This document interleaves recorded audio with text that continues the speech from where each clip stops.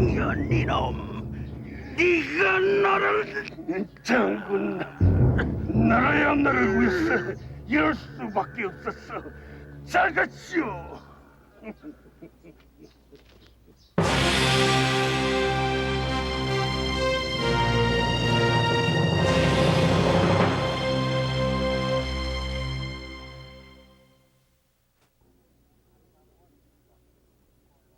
한강과 임진강이 서해와 만나는 저 너머가 황해도 개성지방, 바로 고려사의 중심무대가 되었던 지역입니다.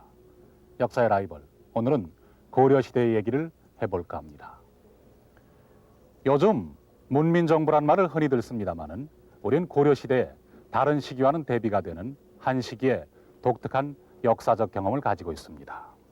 바로 10여 명의 무인들이 연이어 정권을 장악해가면서 정치를 주도했던 무인 정권 시대가 그것입니다. 그 무인 정권 시대가 시작되던 시기는 고려를 건국한 지 200여 년의 세월이 지난 뒤로 문신 귀족들이 모든 권력을 독차지함으로써 여러 가지 폐단이 나타났던 때였습니다. 이때 무인들이 쿠데타를 일으켜서 성공을 했고 결국 1170년부터 1270년까지 꼭 100년 동안 이른바 무인천하를 이루게 됩니다. 그 가운데 두 사람의 무인 정치가가 특히 우리의 주목을 끄는데 바로 앞에서 보신 이의민과 최충원입니다. 다른 무인 정권이 단명했던 것에 비해서 이의민이란 인물은 12년 동안이나 집권을 했고 최충원은 자신의 아들에게 권력을 넘겨주면서 4대 60년간에 걸쳐 한 집안이 계속 집권할 수 있는 기초를 다진 인물이었습니다. 이 두 사람은 개혁을 전면에 내세운 공통점이 있는 반면에 이의민은 천민 출신, 최충원은 명문 무인 집안의 자손이라는 커다란 차이점을 가지고 있기도 합니다. 기본적으로 왕이 문벌 귀족과 함께 정치를 이끌어 나갔던 고려 사회에서 무인들이 쿠데타를 일으켜서 100년 동안이나 정권을 유지할 수 있었던 이유는 과연 무엇일까요? 그리고 그 무인 정권 100년에 대해서는 어떤 역사적 평가를 내릴 수 있을까요? 이란 의문을 오늘은 이의민과 최충원이라는 두 인물을 통해서 밝혀보도록 하겠습니다.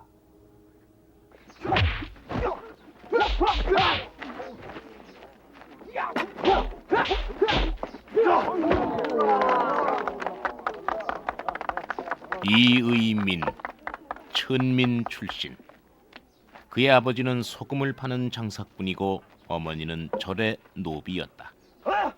힘이 장사인데다가 수박, 즉 오늘날의 당수와 같은 무술에 능해 그는 고향 경주의 거리를 휘젓고 다녔다. 뒷날 이의민은 그 무술 능력으로 해서 천민 출신임에도 불구하고 왕의 호위 부대인 금군으로 발탁된다. 개경에 온 첫날 밤 꿈에 사다리를 타고 궁궐로 올라갔다는 이의민. 그는 국왕 의종의 사랑을 받아 순탄하게 승진을 계속했다.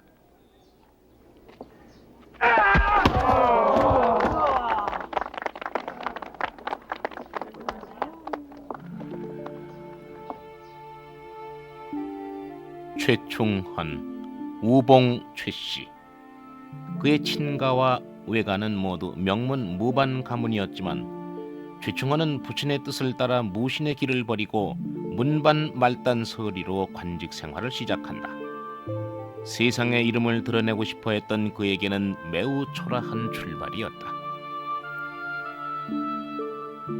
하여라.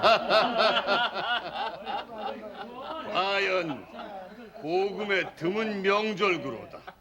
그대 명절구를 짓느라 부심했으니 내 술 한 잔 받으라.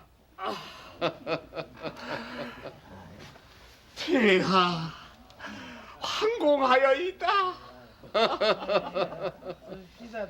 술은 장모가 따라도 계집이 따라야 제맛이라고 했겠다. 얘야, 이 한공에게 향기로운 감로주 한 잔 따르거라.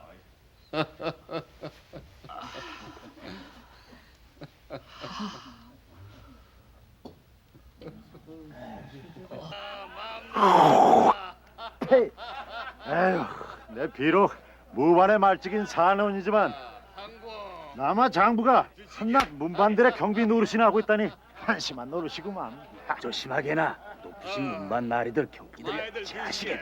아, 문반 놈들만 불러들여 계집 끼고 뒹굴고 하는 폐하의 처사도 너무하시지 뭔가. 아유, 그 옛날에는 안 그러셨다던데. 조심하려도 자꾸 그러는구만. 하나도 틀린 데가 없는데 무서워할 게 뭐 있나? 수 틀리면은 힘을 까뭉개면 될 게 아닌가? 내 말이 바로 그 말일세. 어허, 이 사람도 오늘 밤 큰일을 낼 사람들이구만. 경비를 바로 서지 않고 웬 잡담들인가? 시절을 잘못하구나. 한낱 문반들의 경비 노릇이나 하는 것이 한스러워 탄식하고 있었구만요. 문벌 귀족의 권세에 밀려 왕으로서의 권한을 제대로 행사하지 못했던 의종. 이 때문에 그는 정치에 대한 의욕을 상실한 채 술과 놀이로 세월을 보냈다. 최충헌이 처음으로 맡았던 관직도 바로 그 궁중에 소요되는 술을 만드는 부서의 말단 서리직이었다.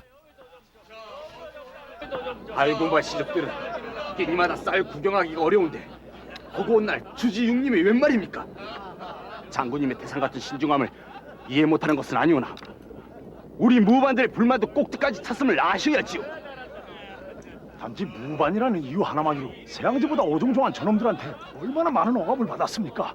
그 일이라면 장군님의 뼈아픈 기억도 저희들 못지 않을 줄 아옵니다.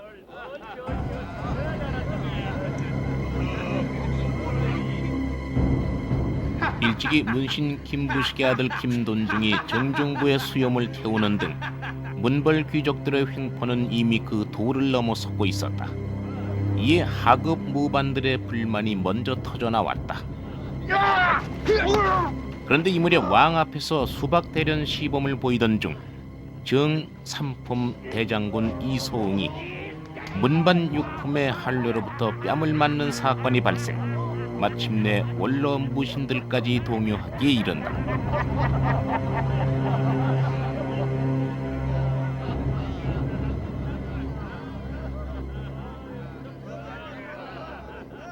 장군님, 부디 소인들의 장검으로 저들의 전행을 끝마치게 하여 주십시오. 결단을 내려주십시오, 장군님.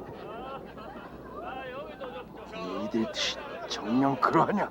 전 무관들의 장군님의 결단만을 기다리고 있습니다. 그렇다면 뜻대로 해라.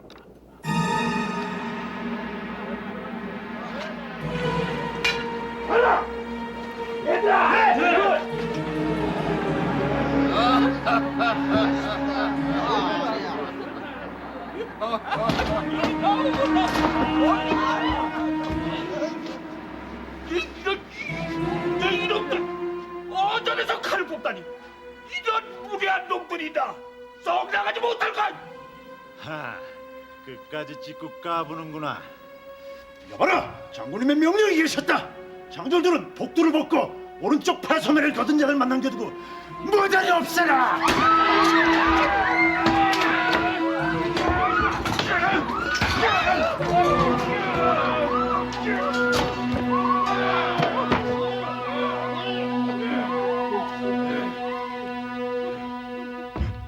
상장군, 이게 어찌된 일인가? 어찌 내 앞에서 이런 참상을 보일 수 있단 말이더냐? 폐하, 사세가 부득해 함을 통촉하소서. 모든 일에 화근인 한내가 아직도 상 곁에 있음즉 그를 내보내 목을 치도록 정하옵니다.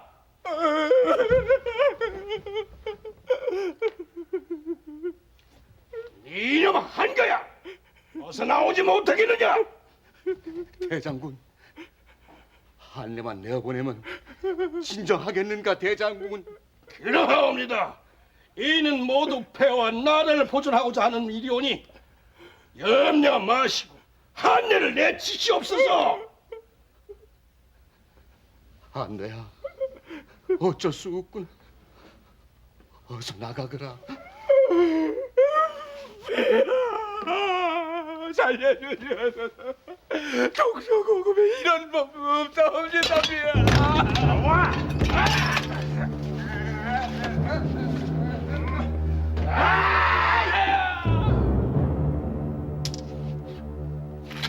폐하, 이제는 안심하소서. 상교대 간신배들을 모두 처단하였사오니이다.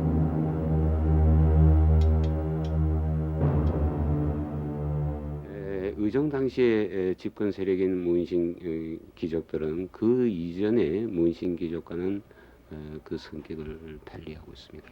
또래서 이 시기에 오게 되면 문신 귀족 사회가 크게 변화하는 그러한 움직임을 보이게 됩니다. 그래서 그 단적인 것은 정치적으로나 경제적으로 온갖 그 특권을 누리면서 더욱더 왕권을 능멸하고 귀족 문신 귀족 상호간에도 대립 갈등의 양상을 보이기 시작합니다. 이들은 이미 정치를 주도해 나가는 그런 능력을 상실한 정치적으로나 경제적으로 무능한 그 집단에 불과했고 오직 자기들의 개인적 그 이익 추구만을 하는 그런 추잡한 정치 집단으로 몰락이 되었던 것입니다. 따라서 이러한 문신귀족 사회 내부의 정치적인 상황이 새로운 정변, 즉 무신정변이 일어날 수밖에 없었던 보다 근본적이고 직접적인 원인으로 주목되어야 할 것으로 생각합니다.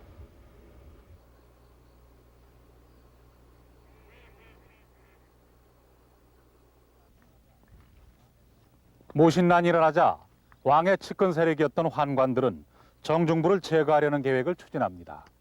그러나 이 계획은 사전에 발각이 됐고 이에 정중부는 의정을 폐위시켜서 거제도로 유배하는 한편 어린 태손마저 살해한 후에 새 임금으로 명종을 내세우게 됩니다.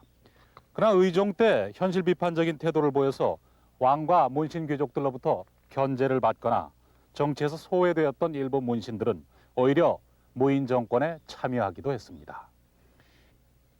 이들이 이렇게 무인 정권에 협조했던 이유는 문벌 귀족의 권력 독점에 대한 반발뿐만이 아니라 일반 농민들 역시 귀족과 관리들의 수탈로 인해서 극도로 어려운 처지에 놓여 있었던 만큼 무인 정권의 성립이 오히려 사회 변혁에 대한 어떤 기대감을 가져다 주었기 때문입니다.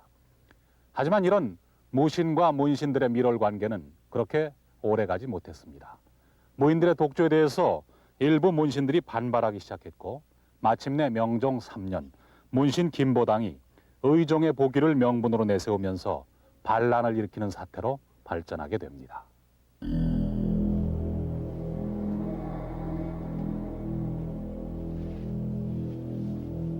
무신난의 화를 피해 지방으로 낙향했던 문신들의 일부는 의종의 보기를 은밀히 추진하기도 했으나 실효를 거둘 수가 없었다.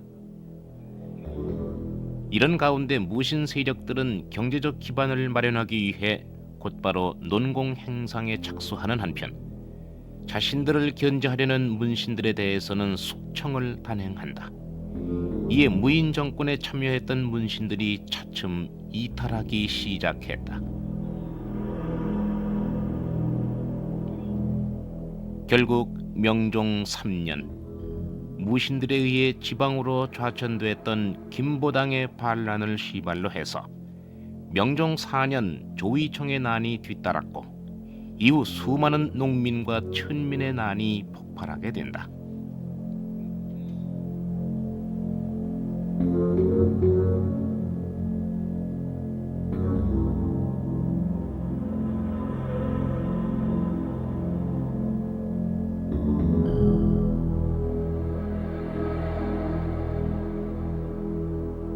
그 정도로 대규모의 농민 항쟁이 이 시기에 무인 정권이 약 100년간 지속됩니다만은 역시 농민 항쟁 역시 약 100년간 지속되는 대규모의 농민 항쟁이었습니다.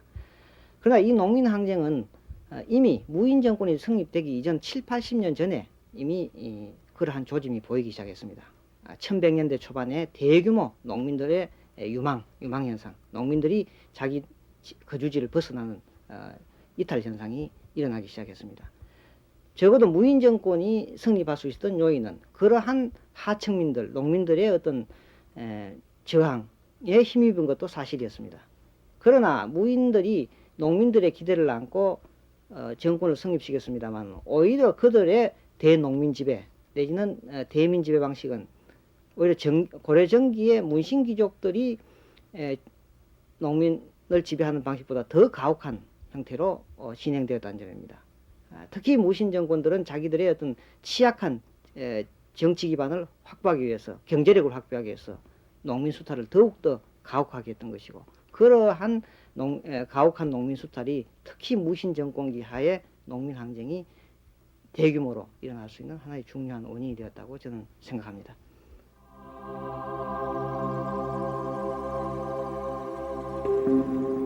김보당은 난을 일으키자마자 장준석, 유인중 등을 시켜 거제도에 유폐되어 있던 의종을 경주로 모셔온다. 경주에서의 의종 복위 운동은 40여 일간 지속됐다. 허나 부재지주인 문벌 귀족과 낙향 문신들로 인해 경주 지역 백성들이 이미 많은 피해를 입었던 만큼 그들의 호응을 얻을 수는 없었다. 나는 장군 이민이다. 국왕폐하의 명을 받고 반도들이 숨어있는 경주부를 도벌하러 왔노라. 양민들은 문을 닫아 걸고 들어앉아 반도들에게 협조하는 일이 없도록 하라. 전왕이 이리 온 것은 고을 사람들의 의사가 아니었습니다.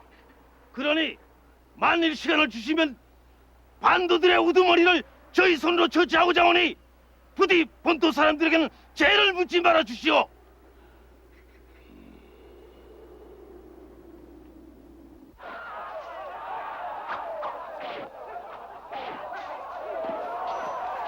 걔 누구 없느냐?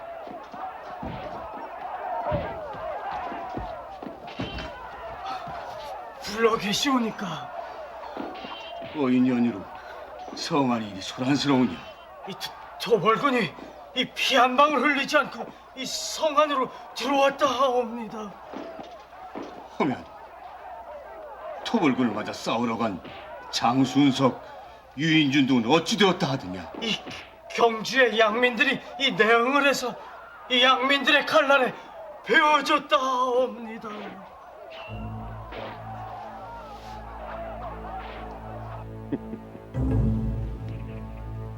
내가 발탁했던 자가 내 목숨을 재촉하러 올 저승사자가 될 줄 꿈에도 몰랐구나. 술이 있으면 한 잔 주겠느냐?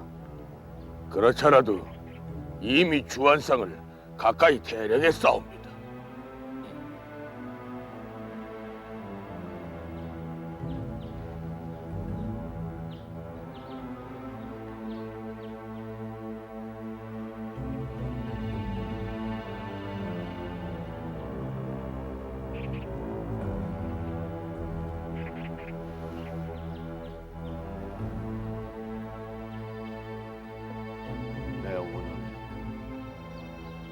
내 손에 죽을 명운이라면 내 부탁 하나 들어줄 수 있겠느냐? 폐하, 내가 따라준 술에 독이 들어있길 바랐건만 그렇지 않구나. 너는 내 몸에 칼을 댈 심산으로 술에 독을 타지 않은 것이냐? 폐하, 사람으로 태어난 자는 언젠가 한 번은 반드시 죽는 법. 나는 제왕의 자리에 있던 사람이니 제왕답게 고통 없이 의연히 죽고 싶다. 내 몸에 칼을 대지 않겠다. 약속해 줄 수 있겠느냐? 그리하겠나이다, 폐하. 고맙다. 내 마지막 배려, 명부에 가서라도 잊지 않으마.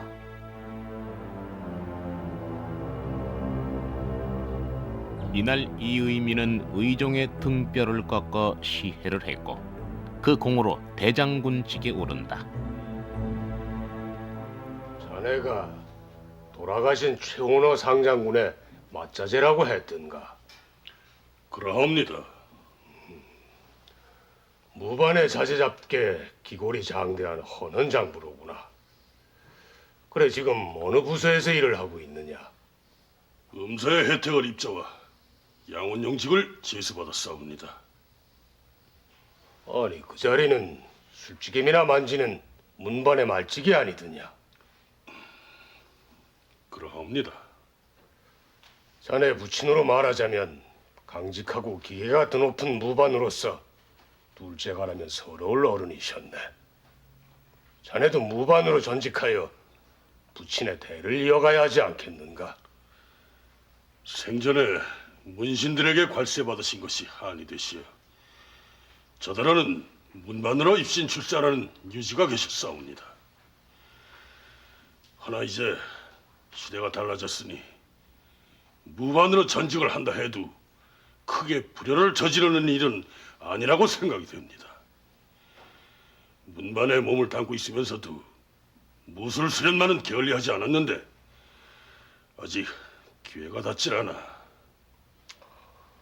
자네 같은 골수 무반의 자제가 천직을 버리면 나라의 손실일터. 그 점은 염려하지 말게. 내 한번 힘써 보겠네. 그리만 된다면 소인 신명을 바쳐 봉공할 것이옵니다.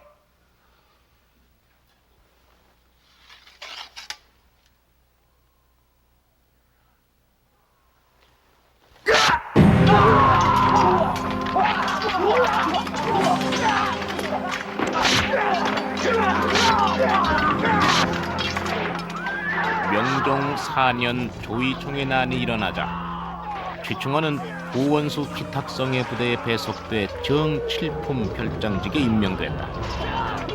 반면에 이유미는 조이총의 난을 토벌한 공으로 다시 무반의 최고직인 상장군으로 승진한다. 그러나 의종시해라는 문제는 이유민과 무신정권의 도덕성에 깊은 흠집을 남겼다. 또한 천민 상장군 이유민은 보수원로 무신들에게 두려운 견제의 대상으로 떠오르고 있었다.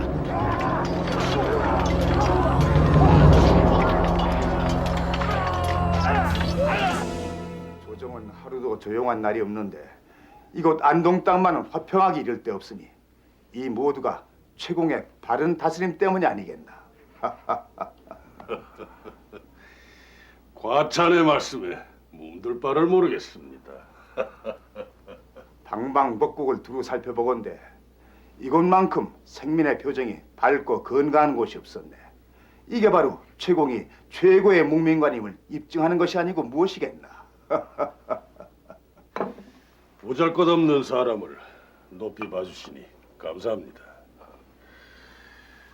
그나저나 한적한 벽지에 와 있다 보니 황도의 소식이 몹시 궁금합니다. 문돌 귀족들과 환관들의 세도는 꺾였다 하나 이번에는 그 자리를 차지한 무신들 간의 세력 다툼이 치열하니 자칫 신학이 구학을 대처하는 것이 아닌지 두려울 따름이네.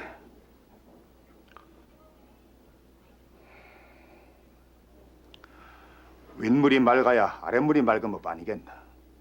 나라를 제대로 보존하려면은 자네 같은 사람이 한시 앞이 요직에 등용되어 새바람을 일으켜야 할 것이네.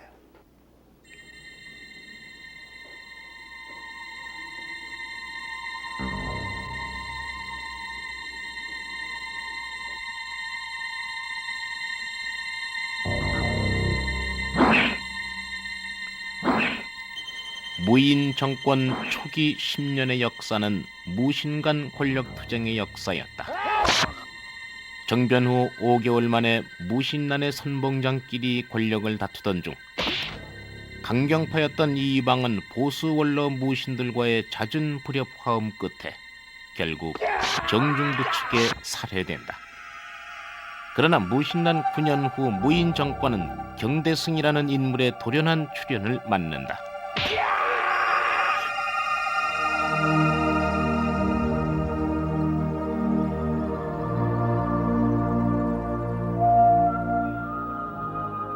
경대승은 약관 15세의 나이로 관직에 나아갈 만큼 명문무반 출신으로 그는 무신난에도 가담하지 않았다.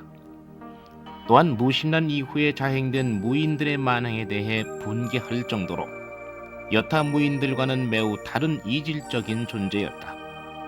게다가 그는 무신난 이전의 시대로 돌아가자는 복고의 뜻을 품었다고 전해진다. 이곳은 최충원의 아들 최우가 몽고 침입 당시 강화도로 천도를 하면서 화려한 궁궐을 세웠던 자리입니다. 거기에는 정권의 위기를 왕실의 권위를 통해서 해결해 보려는 정치적 의도가 깔려 있기도 했습니다. 그런데 경대승이 정중부를 살해하고 난 뒤 맨 처음 내세웠던 기치도 그 정치적 목적은 달랐지만 무신난 이전의 시대로 복귀하자는 것이었습니다. 무신난 이후 하급 무인들은 자신들의 몫을 강력하게 요구했고 고위 무신들은 이들과 적절한 선에서 타협을 하면서 무인 정권을 유지해 나갔습니다. 그러나 고급 무반의 자손인 경대승은 이런 하급 무인들의 득세에 대해서 불만을 품었던 것으로 보입니다. 따라서 그가 복고의 기치를 내세우면서 권력의 전면에 등장하게 되자 하급 무인들, 특히 의종을 시해했던 이 의민 계열의 무신들은 잔뜩 긴장하지 않을 수 없었습니다. 무신난을 통해서 즉위한 명종도 자신의 입지가 불안하기는 마찬가지였습니다. 이렇게 해서 왕과 문신, 고위 무신과 하급 무인들은 권력의 향배를 놓고 다시 한번 대립하게 됩니다. 경대승이 집정관의 자리에 오르자마자 보현은 사건 시대 이전으로 복구하겠다는 선언을 했습니다. 말도 안 되는 소리. 돌이켜보건대 무반이라고 하여 그 알량한 문반들에게 얼마나 많은 수모를 당했습니까? 문제는 많은 문신들이 경대승의 뜻에 열렬히 호응했다는 점일세. 그들의 쇠를 두를 만한 견제책을 찾아야 할 게야. 요즘 문신들 값치는 꼴이 아주 가관입니다. 새로 지은 중방 부속 건물에 이름을 지어달랬더니 뭐 향복이라고 지어왔습니다. 이거 뭐 향복인지 항복인지 분간이 돼야지. 벌칙한 놈들. 하나 크게 염려할 바는 없다고 봅니다. 모든 권력이 이 중방에서 나가는데 우리가 힘을 모으면은 문신들을 등에 업은 경대승이라고 할지라도 어쩔 도리가 없을 겁니다.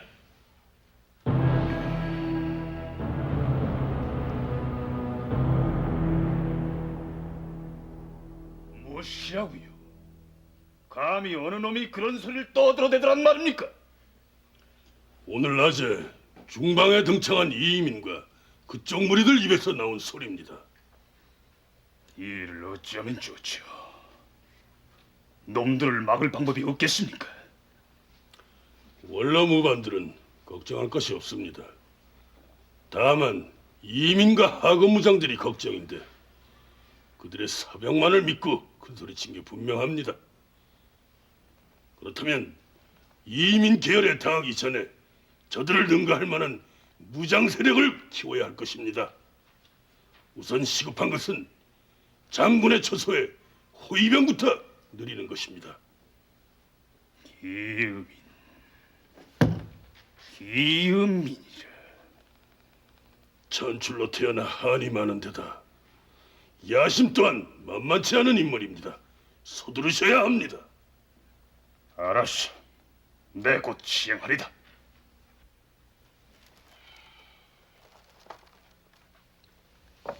과인은 경장군의 공로에 보답하고자 해서 전에 정중부의 아들 균이 복무하던 승선직임을 장군께 제수코자 하오. 폐하의 뜻은 고맙사오나 신의 글이 짧으니 감히 바라는 바가 아니옵니다. 폐하, 신등이 정중부 일당을 제거한 것은 옛것의 좋은 점을 다시 부활시켜 나라를 편안케 지키려 함일 뿐 벼슬 자리를 탐하고자 함이 아님을 통촉하시옵소서. 그렇다면 그 자리에 누구를 앉히면 좋겠어? 승선직은 왕명을 출납하는 중요한 직책이니 선비가 아니면 아니 될 것이옵니다. 알겠소. 인선은 장군이 알아서 차후에 추천하도록 하시오. 예.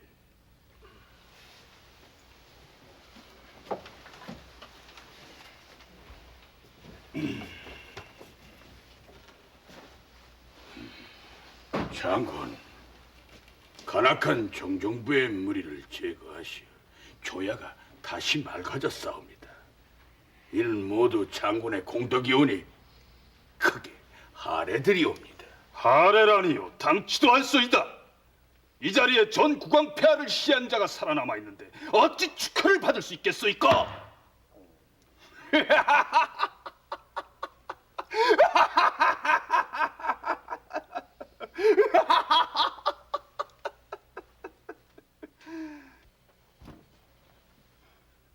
시킨 대로 거행하였느냐? 예, 집주인은 물론이고 여문 앞까지 장졸들을 풀어 물샐 틈 없이 경비를 강화하였사옵니다. 아무래도 불안해서 아니 되겠구나. 너는 집사에게 알려 황도에 있는 전 재산을 돈량으로 바꾸어 낙향할 준비를 서두르라고 이르거라. 장군, 입신 출세가 목전이 없네. 의무무시오이까? 시키는 대로 하면 될 일. 뭔 잔소리가 이렇게 많으냐? 알겠사옵니다.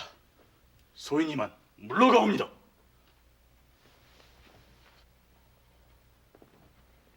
경대승 이놈, 내 반드시 오늘의 추억을 되갚으리라.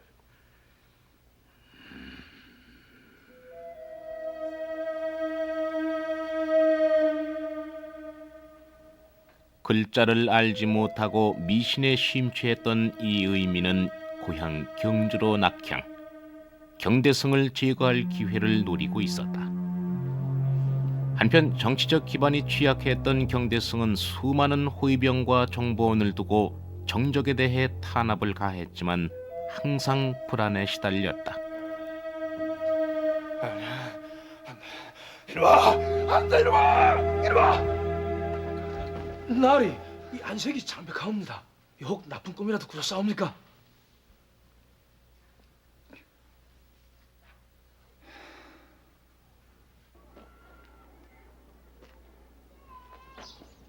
나으리마님! 나으리마님! 무슨 일이 간데 사내 자식이 이리도 소란스러우냐? 황도에서 급한 정갈이 왔사온데 경대승 장군이 신병으로 세상을 떠났다 하옵니다.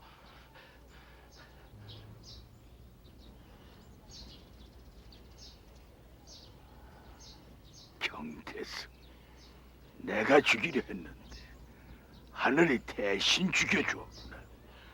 그뿐이 아니옵니다.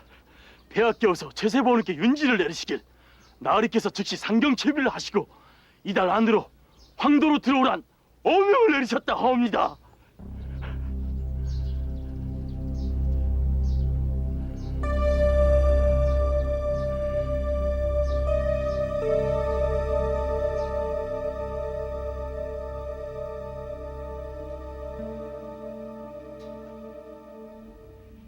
이민 휘하 병단이 중방의 양해 아래 무사히 황도에 들어왔으니 이제 천하는 그의 것이 되고 말았습니다.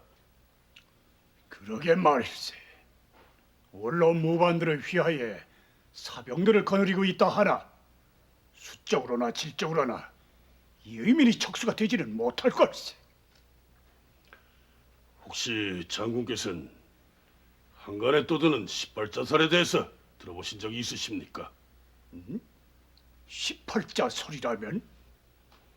18자를 합치면 이시가 되질 않습니까?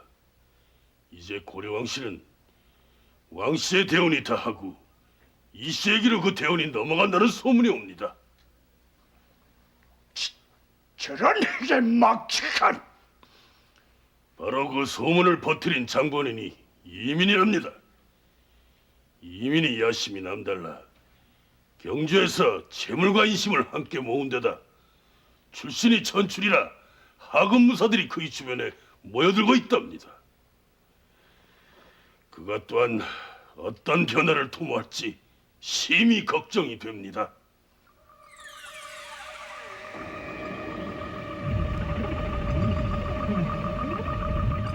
국왕 폐하의 명을 받고 개경에 입성을 하였으나 이 풀어야 할 문제가 산더미처럼 쌓여있어. 가장 시급한 문제는 개혁의 전면에 나서서 조야를 이끌어갈 이 명망 있는 인물을 찾는 일이라고 봅니다만. 그야 당연히 장군이 맡아서 해야 할 책무가 아닙니까? 이 무식한 내가 뭘 알아야지요. 아시다시피 내게는 의정시해라는 걸림돌이 있지 않소. 대신과 백성들이 예전에 그 불가피했던 일을 잊을 때까지 부사께서 직접 나서 주셔야겠습니다. 바야흐로 무신의 천하입니다. 어찌 내가 뒤는 내 봐줄 테니 그 점은 염려 말고 조야를 이끌어 주시오. 조신과 백성이 기대에 부응하도록 과감한 개혁을 추진하자는 게 내 뜻이오. 내 힘과 문부사의 지모를 한테 합한다면은 세상에 이 두려울 게 뭐가 있겠소?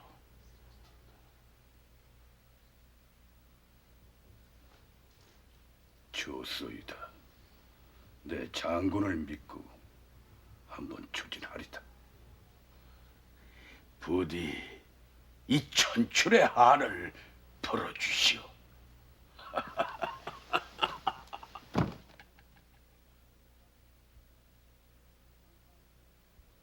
자네가 이번에 경상 진주도 알렴사로 내려간다지. 예, 그러하옵니다.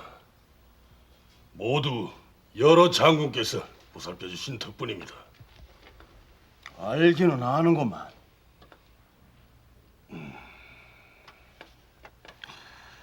내 본래 출신이 미천에 창고 근방에 흩어진 쌀을 주워 먹으면서 자랐다는 건 세상이 다 아는 일이지. 해서 난 쌀에 한이 맺혀 있네. 진주에 내 농장을 세울 만한 땅을 좀 마련해 주게. 본래 알렴사란 직책이 지방 수령의 잘못을 다스리는 자리이옵니다. 알렴사란 이름으로 어찌 백성들의 땅을 빼앗을 수가 있겠습니까? 뭐야?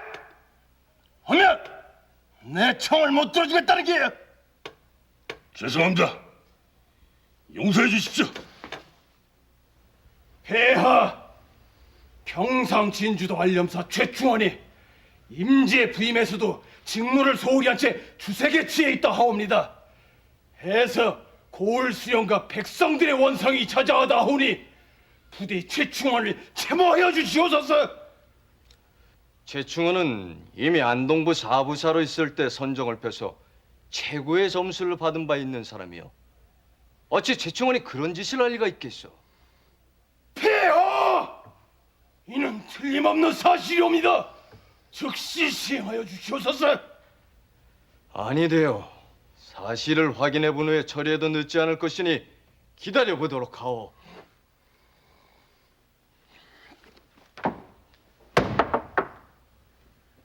내가 다시 벼슬 살려면 개자식이다.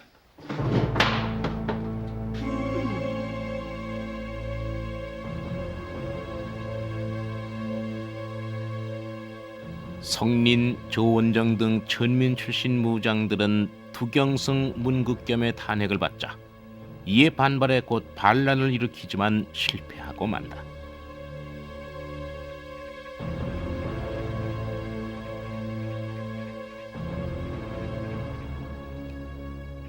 최충원 또한 경상진주도 알렴사직에서 파면된 후 관계를 떠난다. 이후 7년 동안 그의 행적은 베일에 가려진 채 남겨져 있다.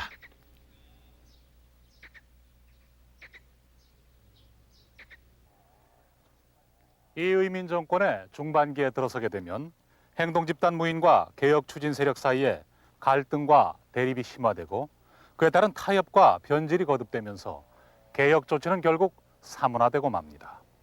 한편 하층 신분 출신들이 대거 정계에 진출함에 따라서 급격한 변화를 꺼리는 기득권 세력들의 불안과 불만 또한 높아지기 시작합니다.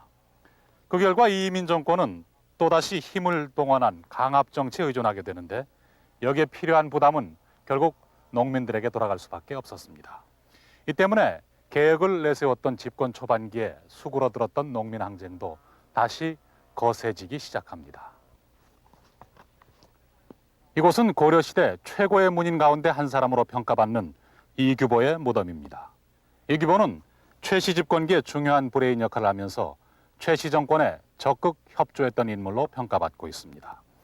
그만큼 최충원은 문인들의 능력을 적절하게 정치에 활용할 줄 아는 뛰어난 수완을 가진 인물이었습니다. 또한 자신에게 순응하지 않는 지식인들은 철저하게 배제시켜 나갔습니다. 한때 관직에서 물러나 있으면서 재기를 꿈꾸던 최충원. 그는 이민 정권의 말기에 다시 중앙정계로 복귀합니다. 승진의 속도가 매우 느렸던 최충원은 이 무렵 겨우 장군의 최하위직에 올라 있었습니다. 오, 최 장군, 이게 얼마 만인가? 벽지에서 고생이 심했지. 아니었다. 심신수양의 기회로 알고 편히 지냈습니다. 아무튼 중앙관계로 돌아왔으니 다행이네. 요즘 개경의 분위기는 어떠한지요? 이문의 실정이 목불 인견이 지경이던 차에 자네를 다시 만나니 천군 만마를 얻는 듯 마음이 든든하네. 과찬이십니다. 헌데 이분들은 누이신지? 오, 마침 잘 되었네. 이 사람들은 무반이 아니라 강직하기가 대쪽 같은 문인들이라 자네와 뜻이 잘 맞을 거야. 반갑습니다. 최충원이라고 합니다. 장군의 명성은 익히들아 알고 있습니다. 무슨 말씀을? 그저 무지한 무장일 따름입니다. 이 사람아, 통생명은 해야지. 한지민이라고 합니다. 내 친구는 나처럼 권력 주변에 얼쩡거리는 자를 소 닭 보듯이 하는 친구죠. 조금 전에도 그 얘기를 나누던 참이었습니다. 지금은 정치가 이 모양이지만 장차 이를 바로잡기 위해선 여러분과 같은 선비의 도움이 반드시 필요합니다. 처음 무신들이 정변을 일으켰을 때는 많은 백성들이 기대를 걸었던 게 사실이었습니다. 그런데 25년이 지난 지금 달라진 게 과연 무엇이오? 그건 무지렁이 무장들이 아무런 계획 없이 권력만을 탐했기 때문이지요. 진정한 개혁을 이루어야 합니다. 무신들이 정권을 잡고 있는 한 그건 공허한 구호에 지나지 않습니다. 왕도 정치만이 바른 길이지요. 무신도 무신 나름입니다. 무신이라고 해서 개혁을 못하란 법은 없지 않겠소? 그렇다면 왜 왕도 정치는 안 되지요? 왕을 마음대로 폐하고 나서야 바른 정치가 된답니까?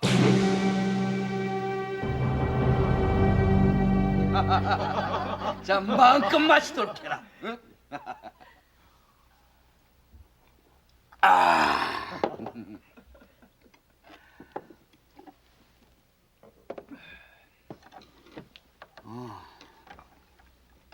내 이제껏 이 고려국의 가인이라면 길 가는 여편 내건 임금의 폐위까지 취하지 않은 계집이었거늘. 이토록 미색이 뛰어난 너는 대체 어디서 호련이 나타났는고? 셋낸 자운선이라 하옵니다. 비록 천한 양수척 출신이오나 남아대장부의 기계와 야망을 흠모에 맞지 않았사옵니다. 좀 더 큰 남아의 품에서 마음껏 논일고 싶어서. 그렇다면은 너는 임자를 아주 제대로 찾아왔느니라. 높으신 분을 몰라뵌지 용서하소서. 그렇다면 말로만 할 게 아니라 어디 내 품에 안겨서 이 벌주 한 잔 받아보고. 응? 자, 들어라. 응? 마음껏 취하도록 하거라. 이 귀여운 것, 자, 한 잔 따라 보거라. 응? 이공께서는 미천한 몸으로 장상이 되셨으니 자식 교육을 옳게 하셔야 부귀를 유지할 수 있습니다. 지금 장자 지영의 행포가 뭇 사람들의 원한을 사고 있으니 장차 화가 닥쳐올까 걱정입니다.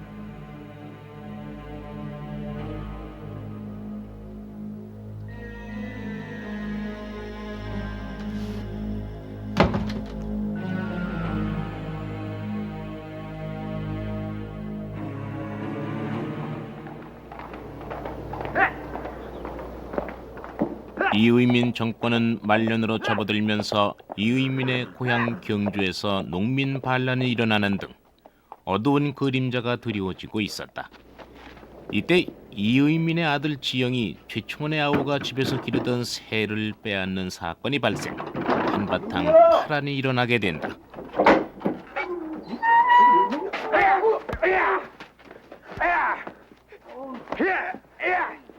내 이놈들!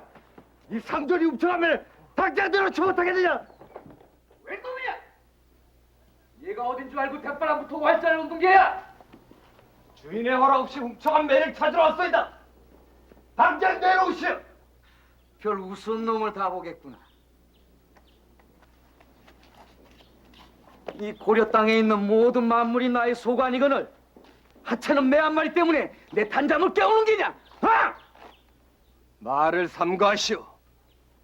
사만 땅에 있는 만물이 국왕의 것이라는 소린 들었어도 당신의 것이라니 당치도 않소. 영 말귀를 못 알아듣는 놈이구나. 여봐라! 이 무도한 놈을 당장 결박지어 광해 가두어라. 아니야. 이 더러운 소 치우지 못하겠느냐? 이민 장군이 직접 결박하지 않으면 누가 나를 결박하단 말이느냐? 내 오늘 널 기필코 죽이리라. 나으리, 어찌 충원의 아우종대의 줄기와 상대하려 하십니까? 기왕에 죽을 놈이니 보내주어라. 형님, 지영이란 놈을 건드려 놨으니 집안이 결단나게 생겼습니다. 이번에 이의민의 부자농들을 아예 없애버립시다. 밀타산 별서라면 기습이 능히 가능할 것입니다.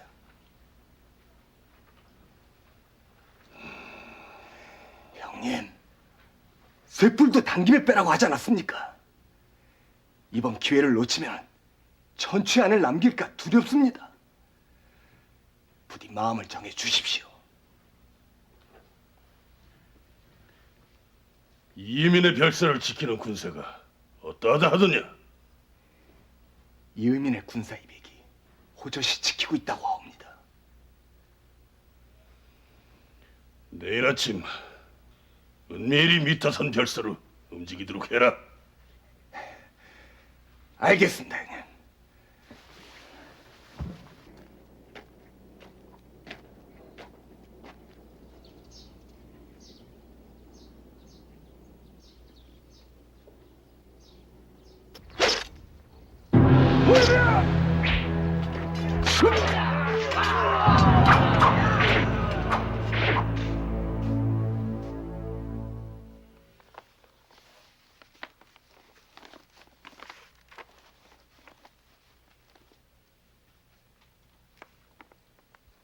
폐하, 타막한 관리들이 오직 사리사욕을 위해 백성을 침탈함이 극에 달했사옵니다.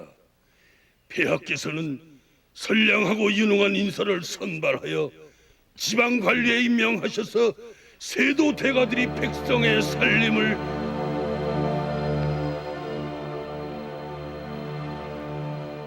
이른바 봉사 10조. 최충원은 이의민을 살해한 후 의종 시해 문제를 쿠데타의 명분으로 내세우며 미리 준비해둔 10가지 조항의 개혁 건의서를 왕에게 올린다. 이 봉사 10조를 통해 그는 당시의 집안 사회 문제를 일일이 제시했는데 이는 이전에 볼 수 없었던 무인 집권자의 새로운 면모였다. 최충원은 자신의 정권 유지를 위한 장기적인 포석으로 몇 가지 새로운 지배기구를 고안해냈다. 신변 보호와 정보의 수집, 강력한 무력 확보를 위해 교정도감과 토방을 설치했고 정방을 통해 관리들에 대한 인사권을 장악했다. 최충원의 아들 최우도 서방의 문인들을 모아 참모로 활용하는 등 뛰어난 정치 역량을 발휘한다.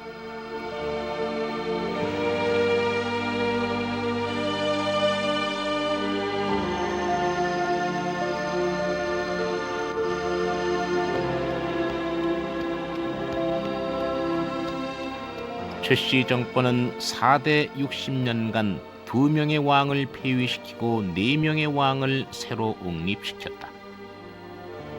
또한 자신들의 의사에 반하는 자나 혐의가 있는 인물은 거침없이 제거됐다.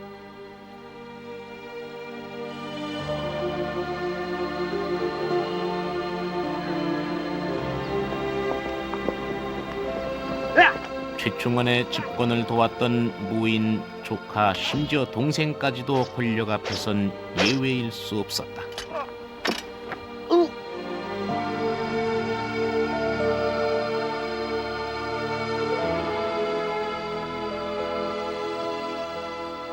최우 집권기에 시작돼 최항, 최의 대까지 계속됐던 몽고의 침입. 강화도로 천도하면서까지 벌였던 끈질긴 대몽 항쟁이 그들의 업적으로 평가되기도 한다. 그러나 육지에 방치된 채 말할 수 없는 고통을 당하면서 자신들의 땅을 지키기 위해 싸워야 했던 백성들의 평가는 또 어떠했을까?